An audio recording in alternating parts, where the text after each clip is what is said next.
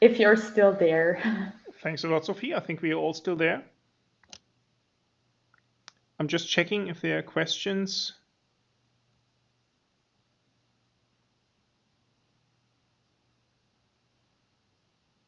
Peggy asked something about the spaghetti ruling. What is the spaghetti ruling and why does it matter? Yeah, actually, it is another example of the independent judge. The spaghetti ruling, if I remember correctly, was in the case of Marc Dutroux, who had kidnapped a lot of girls, in fact. And the investigating judge in that case went to a spaghetti evening for the victims of Marc Dutroux, I think so. But Bart, correct me if I'm wrong. And then he was dismissed from the case as well. Yeah, he went there, and I think he also got like a little present, like a pen or something, and then it was like, well, he was bribed, which was not the case, but it was something along those lines. He not just went there, he got a present. I think it was a pen, but I'm not sure. Yeah, a little gift, yeah. So, yeah. But the more recent example is the one of the football case. But yeah. Okay, I have a question. So if a phone, if I'm asked to give my password and I give my password and then some law enforcement unit digs around in my phone and finds something, to what extent can that even constitute evidence? I mean, to what extent does digital stuff on my phone constitute evidence?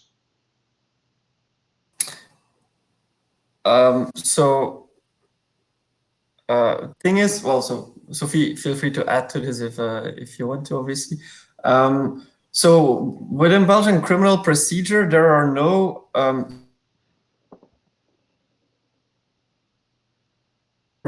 like a hierarchy of evidence and the like. We don't have that in criminal procedure. So there's a few basic rules, but they're really very basic.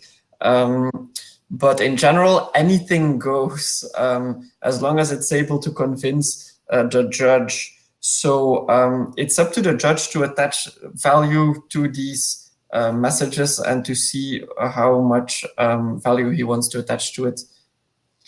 Yeah. And that is why it's so important for the defense, for the suspect, to be able to contest the evidence, and because in the end, it's the judge who decides.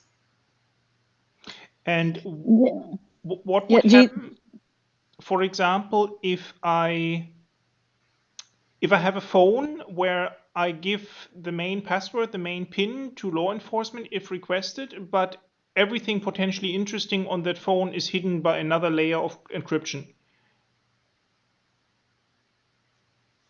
Do I immediately have to reveal passwords for that as well or not? Yeah, probably they can force you to reveal it as well. Yeah, so the law, it's very generally worded. It just says like any useful information in order to access the system or the information on the system. Yeah, they would be able to, so let's say they say, okay, give me your smartphone password, you do, they enter the smartphone and they see that to access the account they want, they need another password. They can just say, okay, now give me this one too. It makes no difference, sadly. Well, sadly, that's up for debate, but. Okay, I see some questions popping up in the chat. Maybe Isa, Jan might want to open their mic and ask the question. Yeah, it's Isa Jan. So my question is about, compulsion, the example you gave, Sofie, about this child, what was that? Held hostage, a child? Well, so my question was, what if no other incriminating evidence other than the one obtained through compulsion is found? Would the suspect still be allowed to go free? Yes, but in this case, there was other evidence, other strong evidence. But if the only evidence is obtained by torture, then, of course, there is a serious violation of the prohibition of torture, and the suspect would go free. But the problem in this case is that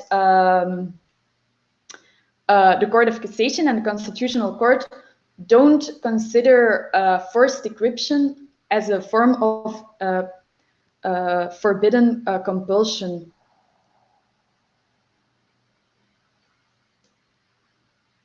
So it is allowed in Belgium, but torture is not allowed. To be clear, actually, if I can answer also the next question in the chat, I don't know. So the judgments of the Court of Cassation and the Constitutional Court are final now. In Belgium, and so now it's up to the parties in these cases to decide whether they go to the European Court. I hope that they do, but I have no information on this. But probably if they do, we will hear about it and we will keep you posted, of course. Yeah, I think it's only a matter of time before, because this is a discussion going on all over Europe and the world, but also all over Europe. So I think it's a matter of time until a case makes its way to European Court of Human Rights, for example. Okay, I think there's a comment from Benedict and X-Carpet.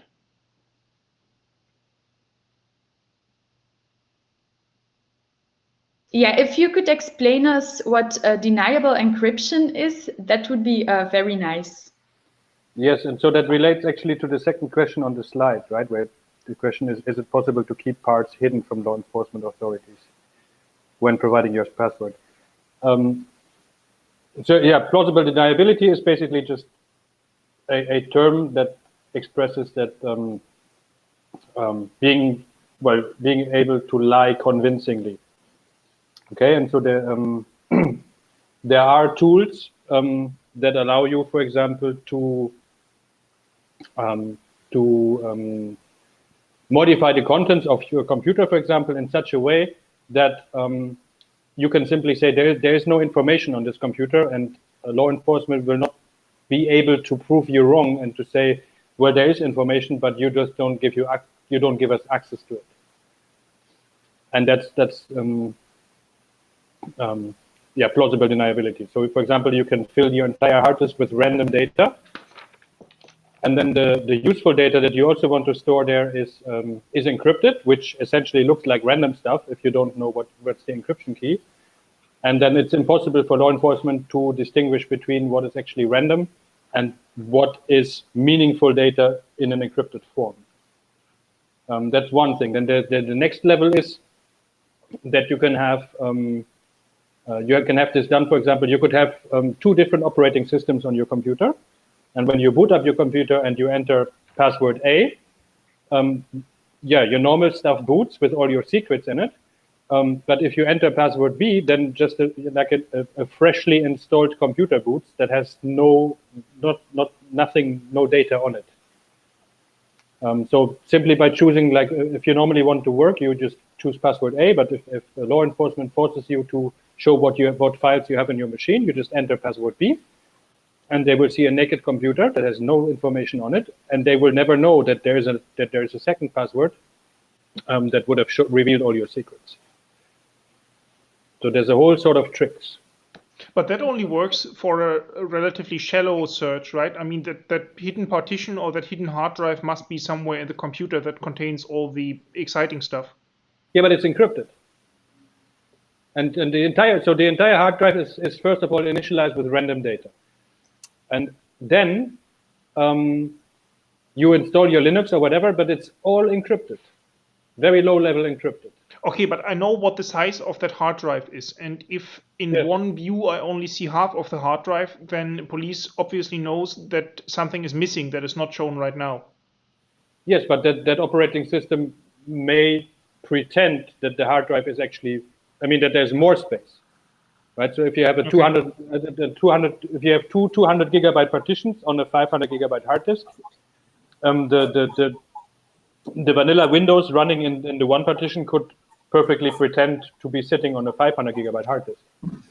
And also, I'm not an IT expert, but wouldn't it just be possible to say you enter password B that it shows you the vanilla version and also just deletes part A, like just removes the whole thing and then it's actually not there anymore. Would that be a possibility?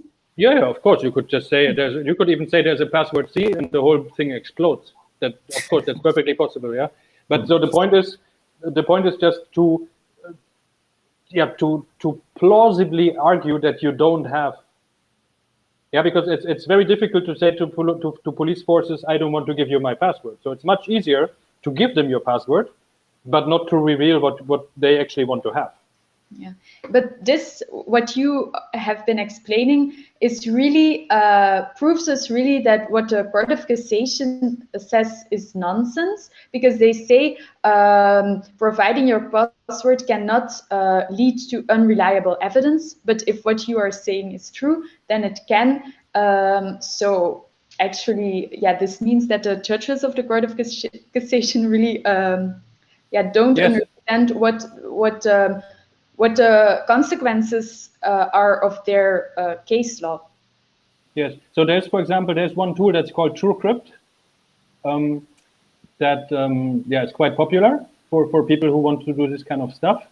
I remember some years back, I don't remember exactly if it was 5 or 10 years back, at some point there was a huge note on the TrueCrypt website that they basically told people, you shouldn't use any new versions of our tool anymore without any further reasoning.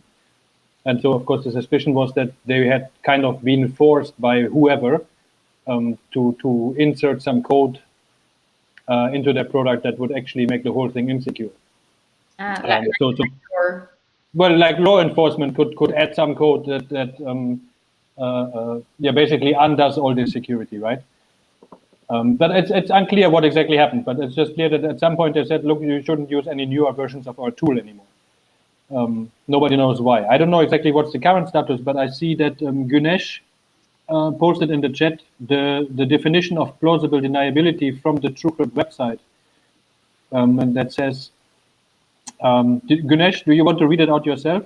Otherwise, if you don't shout, I will just start reading slowly. Well, I think you explained well, like nothing more to add. It's just like they claim, like TrueCrypt developers claim that, yes, like until you provide the correct password, the police or law enforcement cannot prove that you have this hidden data. So even so, the last sentence in your citation is nice. It should be even impossible to prove to someone that there is actually a TrueCrypt partition on the computer. Yes. Yeah? So it just looks like random junk, and there's no way for law enforcement to say, look, there's some meaningful data here, just has been encrypted, so please give us the key. They cannot prove that to you. So, and if they cannot prove to you that there is a need for a password, then I think they cannot force you to reveal that password. No. So Fritz asked the interesting question, what happens if later it comes out that there was additional information on that disk which you initially denied? Because, I don't know, police catches your laptop a week later in an unlocked state and the situation becomes obvious or something like that. So are there legal repercussions to expect on that, or what's going to be the situation? So then you will have committed the offense of not complying with the decryption order. So then it's either a maximum imprisonment of 3 years or 5 years if they can then additionally prove that an offense could have been avoided or mitigated if you had given them the code. So yeah, that would be a criminal offense. But my question was actually the reverse, right? Because what if they think you have something, but because you try to be smart about it, you didn't actually have anything? Right? Because you said, okay, I'm a cool hacker. I set up this cool deniable encryption scheme that no one can prove I have anything. But then you have some policemen, some judges that don't really understand the technology behind it, try to say, yeah, you have something here. And you say, well, no, I don't. There's no password I can give to you. Is there, I mean, practically, you could also be punished for that, right?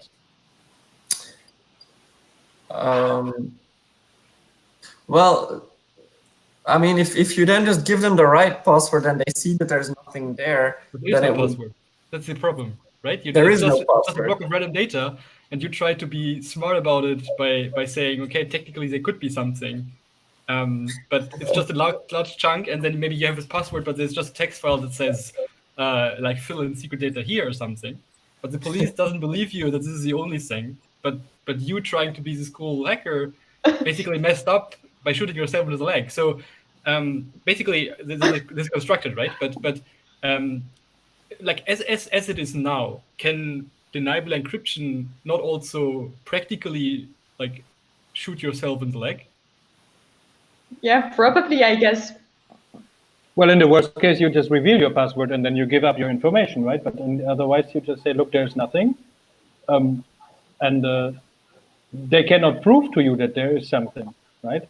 I guess in order to sue you for not revealing your password, they first have to prove to you that there is actually a need for a password. Do they? Yeah, well, the need is there, right? But they can't prove that there is something you're hiding until you unhide it, which you can't Exactly. unhide. Because Yeah, you don't have anything. so that's the beauty of having these two passwords.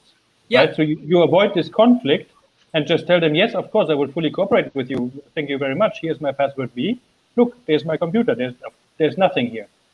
And that is much easier to sell to them than to say I have no password on my computer.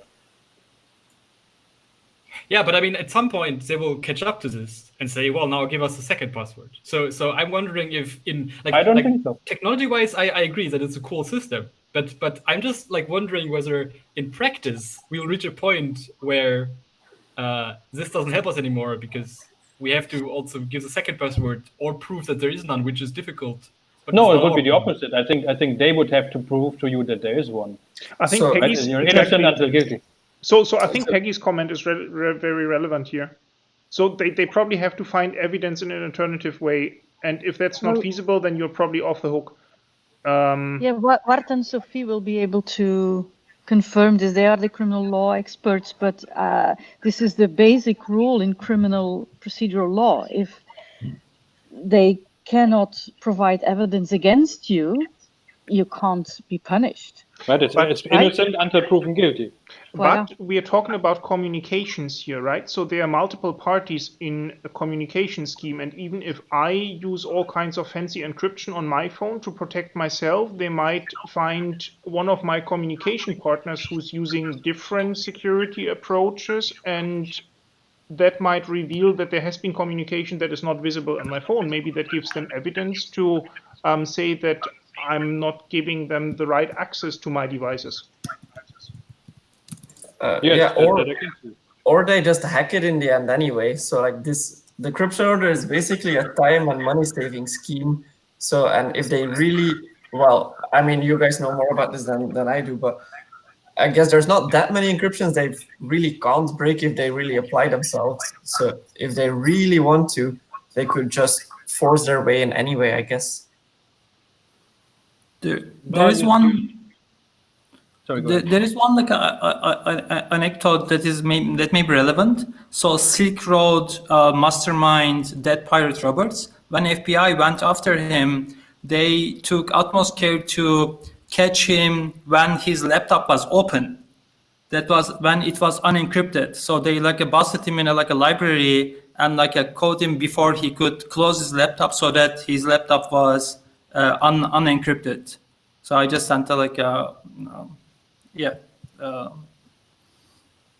link to this story. But they have the right to do this if they have the warrant that's required. I guess maybe we can come back for a minute to the question on the distinction between the password and the access key and the biometric decryption, because someone posted a question in the chat. So is there a difference? In terms of legal protection between a passcode and a fingerprint? So in Belgium, police can easily take your fingerprint or your face scan to unlock your phone, and now they can also force you to provide give your password. And in other countries, most of the time, unlocking a smartphone with the use of a fingerprint is considered to be less invasive, and mostly it's allowed. So, but in my opinion, there should be no distinction between the two, because in both cases you want to protect your information, and actually they shouldn't make a distinction in the legal protection that's awarded. But maybe Wart wants to add something about this. Yeah, well, not much. I see that Peggy says that why is it less invasive to give a fingerprint? Yeah, exactly. Yeah, it's not exactly clear. There's another right comes in play, I guess, more like your physical integrity, even though pushing your finger against something is not that much of a violation or a limitation. But the main reasoning is that you don't have to say anything. It's like taking your finger and pushing it against something is the same as pulling out some hair or whatever for a DNA test. While with a password, you're required to say something, and then it comes more into the realm of statements and confessions and all that. And then traditionally, the right against self-incrimination comes into play, basically. But I don't, well, Sofie and I both, and I think there's many other people with us, don't think it should make make a difference. But yeah, exactly. And then someone asks, when you press a panic button to trigger deletion of certain data, does this violate the decryption order?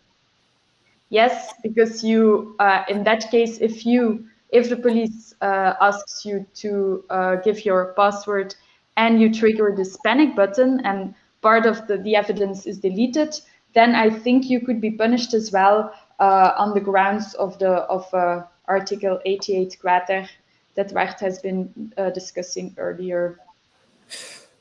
Yeah, exactly. And I do think this kill code discussion, which was happening before as well, is a very important one in this context. It's also one of the main criticisms Sofie and I have against this whole decryption order. And two things. One, it goes to show, I think, that many legal experts in Belgium, and especially the Court of Cassation and Constitutional Court, don't fully understand the whole thing, and they don't have enough or a lot of IT knowledge, probably a few exceptions allowing.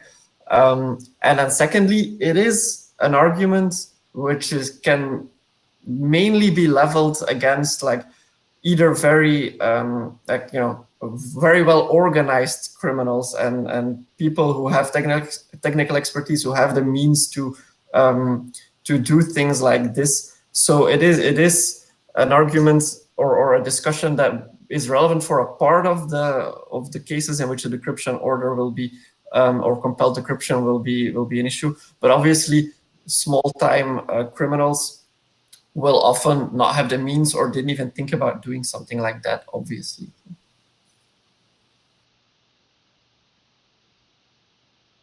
Interesting. Okay.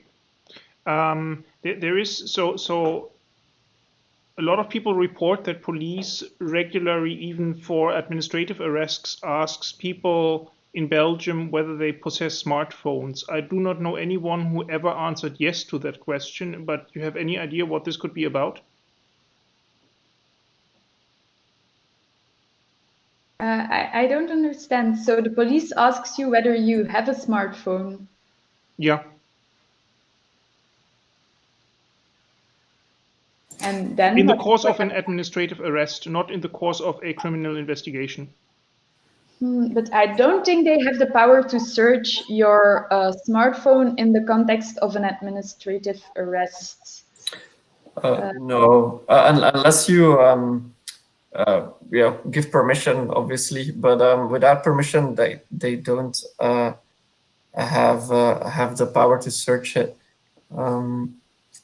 I see that there's another question, Ines. Yeah, I missed that question. Sorry. What about a witness on a criminal? Are they obliged to give password? So yeah, so now we've been focusing on the case of the suspect having to give up his password, because that is the case where the right against self-incrimination comes into play. A witness, if they have reason to search the witness's phone for whatever reason, the witness can also be compelled to give their password. Yes. Even more so because they won't be incriminating themselves, so the right against self-incrimination doesn't even come into play here at all. I mean, that was a brief answer. I don't know if you have follow-up questions or if Sofie wants to add anything. No, I don't. That was complete. Sofie and Ward, I have a potential partial answer to your first question. So, for example, in the UK, there are lots of reports that police officers, even in the street, use these Celebrite devices, which is a Israeli company that claims that they can unlock most iPhones and most Android phones, and apparently these devices are used in regular police checks to copy data from phones of potential offensive people. Okay, thank you. That is very interesting because, as explained, one of the main arguments for this decryption order and its reason for existing is that the courts seem to think or argue that it is very hard and very expensive, or sometimes even impossible to hack. So that's why we included the question, because it's always interesting to get people who are more technically endowed to get their opinion on this.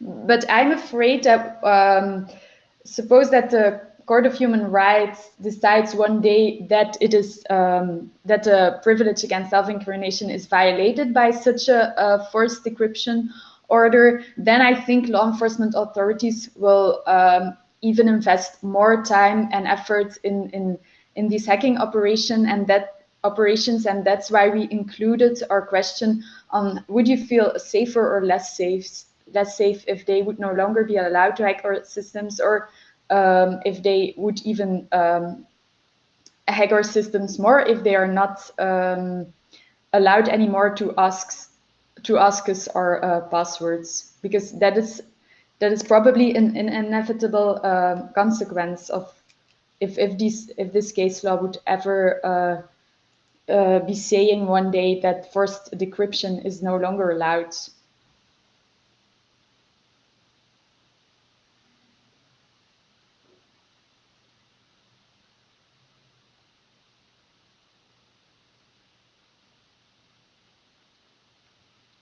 Peggy, you can just open your mic and say something. Eh? Yes, thank you. With regard to the question, can witnesses be compelled to give passwords? Just for a clear understanding, they can't be forced to open up their own smartphone or computer, right? Because they are not under suspicion. We're talking about if I would know the password of a friend who is suspected, then law enforcement can compel me. I think any 88 Quater says any useful person to cooperate. Is that indeed a legal ground? And indeed, my correct understanding of the collaboration order or cooperation order, I don't know the exact term in English.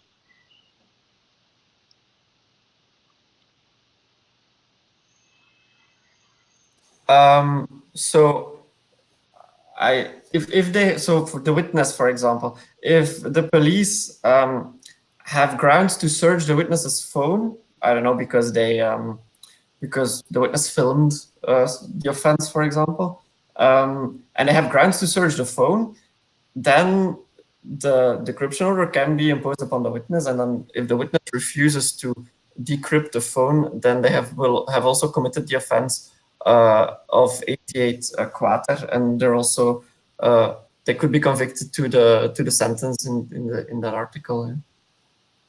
So giving yourself up voluntarily as a witness because you've seen something or filmed something can actually result in the police sniffing through your phone? That seems a bit disproportionate to me. Yeah, but I'm afraid it is the case. Sofie, correct me if I'm wrong, but like Lisa said, I'm assuming with Lisa, witnesses can if no privilege apply. So obviously, if, for example, a lawyer, then other rules come into play. But yeah, but if you filmed the offense and the police wants to look at it, well, you can just show them the video, obviously, and then that's the end of it. But if you refuse, then they can force you to unlock your phone based on the decryption order. And well, I have to give the video, says Lisa. Oh, but so they have to give the video, so they can, like, let's make a crazy example. So I film my friend doing some crime because I think that's very cool. And unfortunately, police shows up and we get caught. And so now my phone is locked and everything is encrypted. They can force me then to release the evidence that they need to prosecute my friend. Yeah, can I say something? Can I make it orally? Okay. Yeah. So when there are no privileges that would apply to this person, then so privileges would, for example, be the family relations could be a privilege. And when those privileges do not apply, then the witness always has to cooperate with law enforcement. The only limit is when whatever I'm about to say or do to cooperate with law enforcement would incriminate myself. So when I would at some point not be a witness anymore, but I would say something as a witness that would make clear that I was maybe also involved in the offense, then theoretically the right to silence applies again, and then we're back in the situation that Sofie and Bart. Okay, so when I film my friend who does a crime, then I should also do a crime together with my friend on the same selfie. Yes, because Yeah, then really make you an accomplice. but then they can still in Belgium compel you to decrypt your phone. So yeah, but we do that in the beginning, and then afterwards the real crime is done only by my friend. So when the police shows up, they see only him, and they would not suspect me of a crime. And then I can say I don't want to reveal, because otherwise you would see that I've done something bad as well. yes, but in this situation, you become, the moment that you say that you want to make use of your right to silence because you would risk to incriminate yourself, you become suspect, and then you're again in the situation of Sofie and Bart, where under the new Belgian case law, Belgian police could compel you to give the password. Interesting. Maybe a question that Not to commit any crimes. I'm sorry. A question that pops up often in the chat is the situation in which you forget your password. Yeah, so this is maybe I want to come back to it because I mentioned earlier that this is also being criticized by the legal scholars, that it will be very difficult to prove for the prosecution that you have your password, and of course you can only be convicted for a crime if you commit it with the intention to commit it. If you forget it because of all the pressure, then in theory you would not be criminally liable.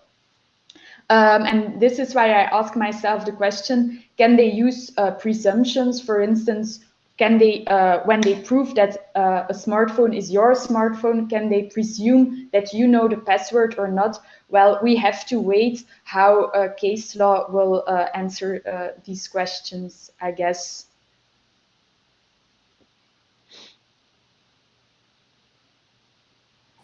Yeah. Yeah, no. So in the prosecution, because they then say stuff like, you know, if we observe you before arresting you, for example, and we see that you are on your phone, well, obviously that is proof that you know the password. Or if we, for example, if they look then through your phone records and they see that you've been using it to call people, then that's proof that you know the password. I also think if you've honestly just forgotten out of stress, that it will come back to you in a little. I don't think you will then permanently forget it. But if that is the case, you will have a very hard time to prove that you actually forgot it. The question is, do you have to prove that you forgot it, or do they have to prove that you know it? Well, if they can first prove that you knew it, so for example, they saw you on the phone when they arrested you, and then you permanently, and then you forget it because of the stress, then first step is they prove that you know it, or knew it at least when they were arresting you. and then you have to prove that you've forgotten it. But I think that will be a very hard, that will be a very hard one for your lawyers to prove.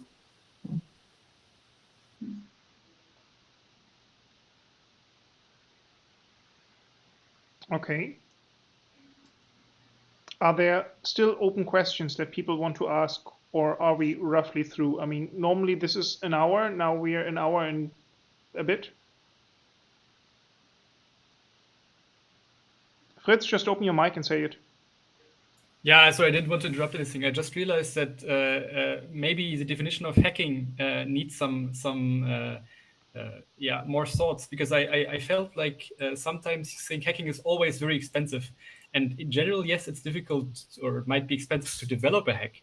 But once you have like a good hack for like an iPhone, it might be very cheap to run it. For example, the NSA takes a year to develop the hack for an iPhone, but then every police station can run a hack on your iPhone within 1 to 2 minutes. So it might make it easier for you lawyers to like to develop to distinguish between developing a hack and running a hack, because not every hack is expensive. It's just expensive to develop the hack. Some hacks are easy and cheap to run. So that might make it easier to think about it, maybe. Yeah. Thank you for this clarification.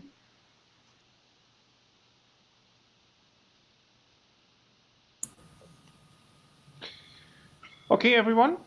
Thanks a lot, Sofie and Wart. That was a very interesting talk with a long discussion. Very happy about it. I'm actually unprepared. What's our next CIF seminar? Do you know? Privacy by Design by Laurens. Cool. I think he's even somewhere in this call right now. I saw the name popping up somewhere. Good. Yes. Hi, Laurens. Nice to hear from you. You're next. Hi. Yeah. Okay, thanks a lot, everyone. Ciao.